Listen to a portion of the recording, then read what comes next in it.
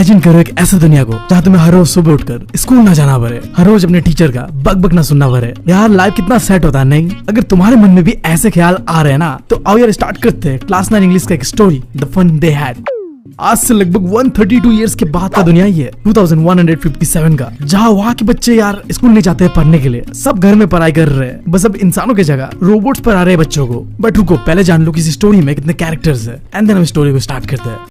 तो पहला कैरेक्टर है हमारी छोटी सी 11 साल की बच्ची मार्गी, जो किसी स्टोरी का मेन कैरेक्टर है। दूसरा है 13 साल का टॉमी, नाम पे मत जाना भाई, हमारा मार्गी का पड़ोसी और फ्रेंड। यार मैंने भी ख्वाब देखे थे कि मेरे बगल में कोई बंदी पड़ोसी होती मेरी और मैं उसके साथ बट खैर, जो थर्ड कैरेक्टर है वो है मिसेस जॉन, जो कि मार्गी की मम्मी है। और फोर्थ कैरेक्टर है एक मैकेनिकल टीचर, ये एक रोबोट है जिसने इंसानों को रिप्लेस कर दिया है। अब फ्यूचर में इंसान पढ़ाते नहीं है, रोबोट पढ़ाते हैं। भाई साहब, मैं तो अभी बेरोजगार हूँ और फ्यूचर में तो पक्का बेरोजगार रहूंगा मतलब। खैर, आखिरी कैरेक्टर है काउंटी इंस्पेक्टर। अब ये वो बंदा है जो इन मैकेनिकल रोबोट्स को रिपेयर करता है, ठीक करता है। अब कैरेक्टर के डिटेल्स तो मैंने तुम्हें बता दिया, बट स्टोरी का ऑथर कौन है वो तुम मुझे बताओगे कॉमेंट्स पे। अगर नहीं बता रहे ना तो तुम्हारा क्रश देखो तुम्हें मिलेगा नहीं। तो जाओ कॉमेंट्स पे और अपने क्रश का नाम और ऑथर का नाम दोनों बता के आओ। हम बढ़ते हैं स्टोरी की ओर। हाँ, तो कहानी का शुरुआत होता है 17 मई 2157 को, जहाँ मार्गी रात को अपने डायरी पे कुछ लिख रही होती है। अब मार्गी को ना डायरी लिखना बहुत ज्यादा पसंद था, तो उस रात डायरी में लिखती है, today Tom find a real book. देखो यार, वो लोग इतना ज्यादा डेवलप हो चुके थे, इतना ज्यादा डेवलप हो चुके थे कि ना उनके पास स्कूल था, ना उनके पास क्लासरूम था, ना उनके पास टीचर था, और ना उनके पास रियल बुक्स था। हर चीज या तो कंप्यूटराइज या डिजिटलाइज हो चुका था। इन लोगों ने जिंदगी में कभी रियल बुक देखा नहीं था। तो इस डायरी में मार्गी लिख रही होती है कि आज टॉमी को एक रियल बुक मिला, और ये सोचते सोचते वो याद कर रही होती है कि उसके दादाजी ने कहा था कि जब वो छोटे थे ना, तो उनके दादा ने बताया था उन्हें कि उनके समय पे ना स्टोरीज ऐसी किताबों में प्रिंट होता था, फिर स्टोरी में सीन शिफ्ट होता है, और अब दिखाया जाता है कि मार्गी और टॉमी उस पुराने से किताब को पढ़ रहे हैं। टॉमी उस किताब के पन्नों को पलट रहा था, बट उन पन्नों में जो लिखे हुए वर्ड्स थे ना, वो मूव नहीं कर रहा था जैसे कि उसकी स्क्रीन पे नॉर्मली करता था। वो बार बार एक एक पन्ने पलटा रहा था और दोबारा वापस आके देख रहा था, तो जो वर्ड जहाँ था वही है, क्योंकि ये स्क्रीन नहीं है। अब ये देख के टॉमी भी लाइक कितने बेकार की किताब है। उस जमाने के लोग तो एक बार किताब को पढ़ते होंगे और फेंक देते होंगे, क्योंकि इनके समय में ना टेली बुक हुआ करता था, जो कि तुम कह सकते हो डिजिटल बुक्स,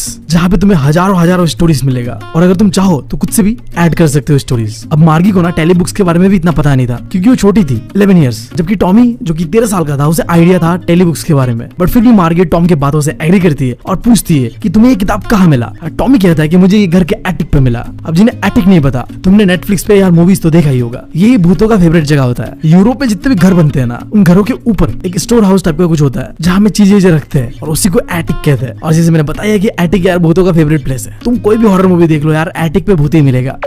खैर, बैक टू द स्टोरी। मार्गी पूछती है ये किताब किसके बारे में है, तो टॉमी आगे से कहता है कि ये किताब स्कूल के बारे में है। तो मार्गी कहती है स्कूल के बारे में क्या ही लिखा है। अब मार्गी को ना स्कूल से नफरत था, और ये नफरत तब और ज्यादा बढ़ जाता है जब मार्गी का जो मैकेनिकल टीचर है उसे लगातार ज्योग्राफी पे टेस्ट के ऊपर टेस्ट दिए जा रहा था, क्योंकि मार्गी का मार्क्स हर एक टेस्ट पे मेरे सेल्फ रिस्पेक्ट की तरह ही ट्रस्ट के सामने गिरे ही जा रहा था। नहीं सही में मैं ना अपने क्रश को देख के पिघल जाता हूँ। जब से मैंने उसे देखा है ना, तब से मुझे और कोई बंदी पसंद ही नहीं आती, बट यार वो मुझे पसंद नहीं करती, तो अब मैं उसका फ्रेंड जोन हूँ। ठीक है, होता है, लाइफ है।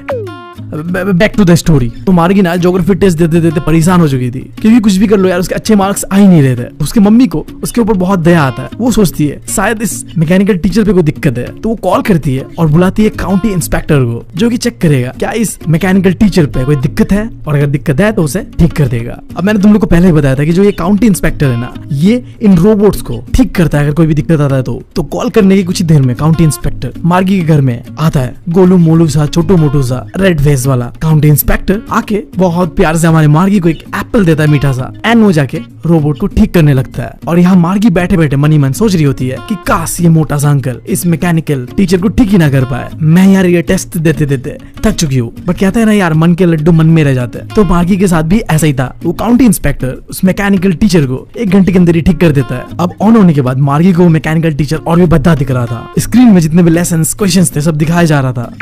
फिर जैसे आजकल के कंप्यूटर्स पे तुम्हें दिखते हैं कई सारे स्लॉट्स, जहाँ पे तुम पेन ड्राइव डाल के डेटा ट्रांसफर करते हो। एग्जैक्टली इसी तरीके से ही जो मैकेनिकल टीचर होता है उस पे भी एक स्लॉट होता है जिसे कहते हैं होमवर्क स्लॉट, जहाँ पे मार्गी को अपना होमवर्क को सबमिट करना होता है। बट यहाँ पे देखो उस समय में किताबें नहीं होते थे, मैंने बताया तुम्हें। तो मार्गी जो भी लिखती थी ना, वो कंप्यूटराइज लैंग्वेज पे लिखती थी जिसे कहते हैं पंच कोड, एक कॉम्प्लेक्स कंप्यूटर लैंग्वेज जो कि उस समय के बच्चों को सीखना ही होता था ताकि वो इस तरीके से मैकेनिकल टीचर्स के साथ पढ़ सके। अभी मार्गी को ये दिक्कत होता है कि होमवर्क मिलता है, वो मेहनत से करती है, and with in the second उसका रिजल्ट भी आ जाता है, मार्क्स भी मिल जाता है, बेचारी को 1 मिनट का सांस लेने का मौका नहीं मिलता है। और अगर इसको तुम आज के समय के साथ कंपेयर करते हो तो हमारे टीचर ये टेस्ट लेने के बाद टेस्ट कॉपीज अपने बैग में फेंक देते हैं और 2-3 हफ्ते ऐसे पड़े रहते हैं। वो टीचर खुद भूल जाती है कि उसने कब टेस्ट लिया था। मुझे तो शक है यार, कभी कभी तो वो अपने टेस्ट कॉपीज को गुम भी कर देते हैं और मनगढ़ंत मार्क दे देते हैं। जो स्टूडेंट टीचर का फेवरेट होगा उससे ज्यादा मार्क्स, और जिससे पंगा चल रहा होगा उसे फेल करा देगी।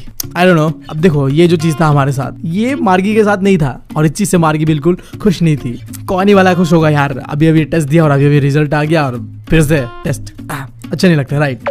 खैर अब इसके बाद जो काउंटी इंस्पेक्टर है वो मार्गी की मम्मी से बात कर रहा होता है। वो कहता है कि इसमें आपकी बेटी की कोई गलती नहीं है, दिक्कत मैकेनिकल टीचर में ही था। उसका जो ज्योग्राफी सेक्शन था ना, वो बहुत ही एडवांस लेवल का क्वेश्चन पूछ रहा था मार्गी से, इस वजह से मार्गी का टेस्ट में अच्छा मार्क्स नहीं आ रहा था। बट अब दिक्कत की कोई बात नहीं है क्योंकि मैंने अब उसे एक 10 साल के लेवल पे सेट कर दिया है। अब मार्गी को जो भी क्वेश्चन पूछा जाएगा वो एक 10 साल के बच्चे को जितना पूछा जाना चाहिए उतना ही पूछा जाएगा। ओवरऑल मार्गी का जो मार्क्स होता है वो काफी अच्छा रहता है, वो अच्छा परफॉर्म कर रही होती है। बट ये सब चीजें सुनने के बाद भी मार्गी खुश नहीं थी क्योंकि उसके दिमाग में तो कुछ अलग ही चल रहा था।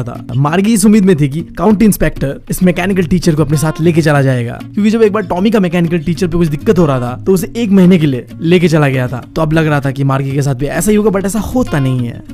कह रहा बात है बैक टू प्रेजेंट, जहां मार्गी टॉमी से पूछती है कि कोई स्कूल के बारे में क्यों ही लिखेगा। तो टॉमी कहता है कि ये हमारे जैसा स्कूल नहीं था, स्टूपिड। यहाँ पुराने समय का जो स्कूल हुआ करता था उसके बारे में लिखा हुआ है, जो कि सेंचुरीज पहले कैसा स्कूल था उसके बारे में लिखा हुआ है। अब यहाँ पे मार्गी को टॉमी ने स्टूपिड कह दिया था तो मार्गी को बुरा लगता है। वो कहती है कि मुझे थोड़ी पता था तुम जो मुझे स्टूपिड कह रहे हो। फिर इसके बाद टॉमी कहता है उस टाइम में ना इंसान पढ़ाते थे, रोबोट्स नहीं। जिसे सुनने के बाद मार्गी कहती है कि क्या इंसान कैसे किसी को पढ़ा सकते, ये इम्पॉसिबल है। एक इंसान कैसे एक मैकेनिकल टीचर जैसे स्मार्ट हो सकता है। तो टॉमी कहता है क्यों नहीं हो सकता, मेरे पापा तो इतना ही स्मार्ट है जितना मेरा मैकेनिकल टीचर है, तो बिल्कुल हो सकता है ऐसा। फिर मार्गी कहती है कि अच्छा चलो मैंने मान भी लिया तुम्हारा बात, बट फिर भी मैं एक रैंडम इंसान को मेरे घर क्यों आने दूंगा। अब ये सुनकर टॉमी को बहुत जोर का हंसी आता है। वो कहता है उस समय टीचर घर में आके नहीं पढ़ाते थे, एक स्पेशल टाइप का बिल्डिंग होता था जिसे कहते हैं स्कूल। वहां में सारे बच्चे आते थे एंड एक साथ सबको पढ़ाया जाता था एक ही चीज, और सारे के सारे बच्चे सेम एज के होते थे। अब यहाँ पे देखो बात चल रहा है हमारे क्लासरूम का। स्कूल पे जाते हैं, क्लासरूम पे बैठते हैं और एक ही चीज पढ़ते हैं हम। इनके लिए वो चीज बहुत ही नया था, अजीब चीज था, स्पेशली मार्गी के लिए, क्योंकि आगे मार्गी कहती है कि उसकी मम्मी ने कहा था कि हर एक टीचर को ना स्टूडेंट के हिसाब से एडजस्ट करना होता है, क्योंकि सबका माइंड एक जैसा नहीं होता है। देखो बात तो सही है, हर किसी को तुम एक तरीके से पढ़ा के नहीं समझा सकते। तो टॉमी यार इस बात से चिढ़ जाता है। वो कहता है कि यार तुझे अगर कहानी पसंद नहीं आ रहा है, सुनने में मजा नहीं आ रहा, तो तू जा, तू मेरा दिमाग मत खा। फिर मार्गी कहती है कि नहीं मुझे तो काफी अच्छा लग रहा है, तो मुझे और बताओ इस फनी स्कूल के बारे में। बट उसी समय मार्गी की मम्मी आ जाती है, इस पूरे सीन को इंटरप्ट करती है और कहती है मार्गी को कि हो गया स्कूल का टाइम, अब चलो बेटी। अब मार्गी को तो बिल्कुल जाने का मन हो नहीं रहा होता है, बट क्या करे यार, मम्मी के सामने किसका चलता है। तो वो टॉमी से कहता है क्या हम इस किताब को दोबारा पढ़ सकते हैं स्कूल खत्म होने के बाद। तो टॉमी कहता है कि हाँ देखते हैं, एटीट्यूड भाई साहब। और वो सीटी बजाते बजाते अपने किताब को लेके चला जाता है वहां से। और मार्गी भी आ जाती है अपने स्कूल पे। अब स्कूल तो था नहीं, यानी कि अपने जो बेडरूम के बगल में ही जो उसका मैकेनिकल टीचर था वो उसके लिए इंतजार कर रहा होता है। वो जाके बैठती है, बिल्कुल नॉर्मल डेज की तरह ही क्लास स्टार्ट होता है, जहाँ उस मैकेनिकल टीचर के स्क्रीन पे लिखा होता है कि आज का अरिथमेटिक लेसन होगा addition of proper fractions. And कहा जाता है जो कल का होमवर्क है उन्हें होमवर्क स्लॉट पे इंसर्ट करे। मार्गी अपने होमवर्क्स को सबमिट करती है एंड देन क्लास स्टार्ट होता है। बट मार्गी के दिमाग में तो कुछ और ही चल रहा था। उसके दिमाग में उस टॉमी के पुराने किताब के बारे में था कि रियल स्कूल कैसा होता होगा। उस समय के बच्चे तो बस मजे ही मजे करते होंगे। नहीं दीदी, इतना भी मजे नहीं करते हम जितना आप इमेजिन कर रही हो। वो इमेजिन कर रही होती है कि जब उसका ग्रैंडफादर का ग्रैंडफादर बच्चा हुआ करता होगा, तब जो स्कूल जाता होगा तो जो सारे अगल बगल के पड़ोसी वाले बच्चे होते हैं वो एक साथ स्कूल जाते होंगे, एक साथ खेलते होंगे, एक साथ हंसते होंगे, एक साथ एक ही क्लासरूम में जाके बैठते होंगे एंड देन क्लास खत्म होने के बाद एक साथ ही अपने अपने घर चले जाते होंगे। वो एक ही तरीके की चीजें भी सीखते होंगे और होमवर्क करते टाइम एक दूसरे का मदद भी करते होंगे। चीटिंग भी करता होगा यार, ये भी ऐड कर लेना, बट है नहीं स्टोरी में ये चीज। खैर जब यही चीजें मार्गी सोच रही होती है कि उस समय कितना मजा होता होगा, तभी उस मैकेनिकल टीचर की स्क्रीन पे दिखाया जाता है कि भाई साहब फ्रैक्शन निकालो 1/2 एंड 1/4 का। बट तुम्हें पता है कि मार्गी यार अलग ही ख्यालों में खोई हुई थी। वो सोच रही होती है कि उस समय के लोग कितने मजे करते होंगे। इसीलिए इस वीडियो का टाइटल भी है द फन दे हैड, यानी कि हम यार, हमारा बात चल रहा है यहाँ पे कि हम कितने मजे करते हैं। मैं जेन्युइनली बताओ तो इतने भी मजे नहीं करते जितना मार्गी दीदी सोच रही है। यार तुम्हारा भी मजा था मार्गी दीदी, घर में बैठो चिल मारो। बट हाँ, जब हम स्कूल जाते हैं, क्लासेस करते हैं, तो हमारा दोस्त ही होता है। और यार सही बताओ ना तो यार स्कूल लाइफ जो होता है ना वो बेस्ट होता है, क्योंकि तुम नए नए दोस्त बनाते हो जो कि आगे जाके तुम्हें बहुत ज्यादा याद भी आता है। अगर तुम मुझसे पूछो, मैं अपने पुराने दोस्तों को जो स्कूल फ्रेंड थे उन्हें बहुत ज्यादा याद करता हूँ यार। वो भी क्या दिन थे यार। वो जो दोस्ती होता था ना वो दिल से होता था, मतलब ही नहीं होते थे उस समय लोग। खैर अब तो हम बड़े हो गए, मतलब ही हो गए, बट आई होप तुम लोग एंजॉय कर रहे हो। सो अपना स्कूल लाइफ जरूर एंजॉय करना। इसी बात के साथ मिले तो अलविदा। Thank you, love you all.